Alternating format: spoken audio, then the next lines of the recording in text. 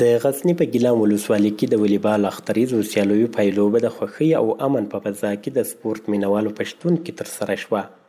په دغو سیالیو کې 24 لوبډلو ګډون کړی و چې پایلوبه یې د چمبران او ګیلان اکاډمي لوبډلو ترمنځ ترسره شوه او د چمبران لوبډلې په اتلولۍ پای ته ورسېدې.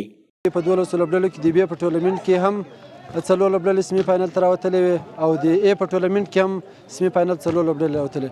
پای لوبې ته 2 لوبډلې وتلې چې د ای ټورنمنټ وې، هغه یوه د چمبرانو د حاجي حمید لوبډله وه، بله د ګیلان اکاډمي لوبډله، او په بي ټورنمنټ کې یوه د عباس لوبډله وله او بله د غونډۍ کاړې دویم لوبډله وه. الحمدلله ډېره ښه لوبه وله، ښه فاینل و، له ډېره لرې ځایو څخه میلمانه راغلي ول او الحمدلله موږ دلته ډېر ښه امنیت و.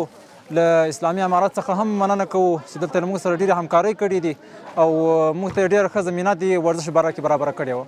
ځوانان وایي دا ډول لوبې کولی شي د خلکو ترمنځ د مینې او یووالي روحیه پیاوړې کړي. دا رقم لوبې ځوانانو ته یو داسې زمینه چې برابره شوې وي د سپورټ له هره کومه غلطه کارو لکه له نشهیي توکي نور داسې د ټولنې په خلاف کارو څخه راګرځي او دلته دا رقم لوبې زمینه ورته برابره شي موږ زیات خوشحاله یو او له مسؤلینو او له همکارانو هم دا غوښتنه ده چې د سپورټ په برخه کې ګیلان ولسوالۍ ته نور خدمت هم وکړي. نو مخکې خو نه دا لوبې ولې نه دغونه امنیت و نه دغونه خلک سره ټول یې داسې وای. اوس خو شکر د خدای احسان ده چې ښه امن ده او ښه دا ځوانان ټول سره خوشحاله دي او ښه لوبو ته سره ځي.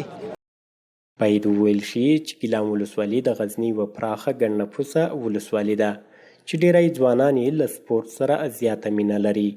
دغه ځوانان د اسلامي امارت له مسؤلینو غواړي چې د نورو برخو ترڅنګ دي په دغه ولسوالۍ کې د سپورت برخې ته هم پاملرنه وکړي.